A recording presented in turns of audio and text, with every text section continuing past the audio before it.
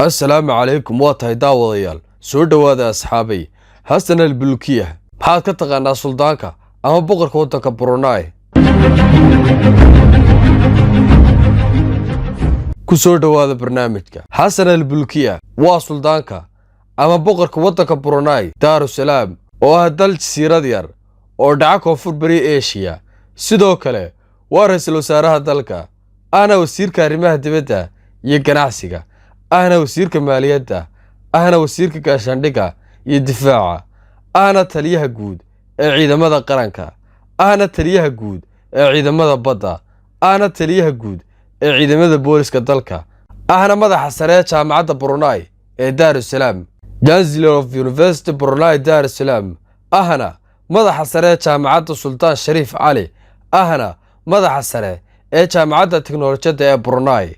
waa 3 sano jir waxa uu maamulaya dalkaas muddo 3 sano ah waxa lagu tilmaabaa mid ka mid ah shakhsiyaadka ugu hadalhaynta badan dunida waxa uu ahaa qof hantida aad u kharash gareeya ilaa haddana yahay sanadihii u dhaxeeyay 1980 ilaa 1990 ayuu ahaa shakhsiga ugu hodansan dunida madaxtooyadiisa ama guriga uu degan yahay waa guriga dunida ugu ballaaran buugga dhacdooyinka dunida ayuu ku xusan yahay waxa uu ka kooban yahay 1788 qol 270 musqulood hool weyn oo 5000 oo qof qaada masjid 1000 qof qaada 5 goobood oo dabaasha geerasho ay ku jiraan baabuur aad u tiro badan waxa uu ka samaysan yahay oo ku xadhan dahab iyo diamond sidoo kale gurigaas ayaa waxa loogu yeedhaa istaan nuur al-iimaan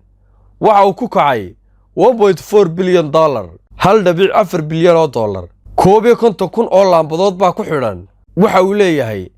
44 jaranjaro iyo 18 wiish suldaanku waxa uu leeyahay in ka badan dhowr iyo 50 gaari oo ah nooca raaxada oo ku fadhiyay ilaa 9 bilyan oo dollarka Mareykanka isagiyo walaalkii ayaa la qiyaasaa inay 5,000 oo baabuur ay leeyihiin waxa uu gaar ah oo uu leeyahay oo baabuurtiisa ka mid ah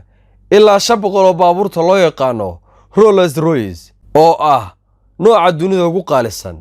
waxa kale oo uu leeyahay diyaarado khaas ah sida diyaaradda Airbus oo joogta 138 milyan oo dollar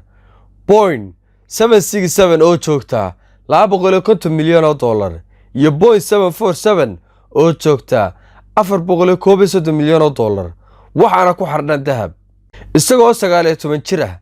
ayuu guursaday waana xaaska ay wali qabaan waxa uu guursaday 2 gabdhood oo kale oo ay kala tageen aroosyadaas milaayiin dollar baa ku baxay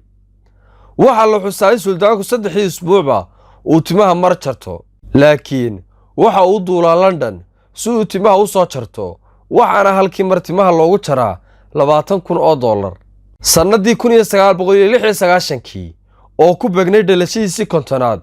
waxa la xusay xafladda dhalashadiisa uu ku casuumay Michael Jackson isagoo siiyay 25 milyan oo dollar si uu ugu heeso kaliyaata sidoo kale arooskii wiilkiisa ee 2004 Mahatma Billa waxa ka heesay fanaanada Whitney Houston oo uu siiyay 10 milyan oo dollar waxa uu dhalay 12 caruur mid ka mid ah gabadhiisa xafladeeda dhalashadeeda ayuu hadiyad ugu dhigay diyaarad nooceedu yahay Airbus 340 oo qiimaheedu yahay 270 milyan oo dollar mid ka mid ah tababarayaashiisa ciyaaraha ayuu mushaharaan u siiyaa 2 milyan oo dollar bil walba dalka uu maamulaa waa dal yar oo muslim ah oo shidaalka qani ku ah oo u dhaxeeya Malaysia iyo Indonesia waxa ku nool ilaa 430,000 oo qof oo kaliyaata 95% dadku waa qani waa dal leh kayd shidaal dibadana u dhoofsha 90% dhaqaalaha dalku shidaalka ayuu ka soo xaroodaa waxa la xusaa in dakhliga waxa xaroodo suldaankaas lagu qiimeeyo halkii la bidqsi $140 daawada faalladaada hal iyo laba noogu reeb comment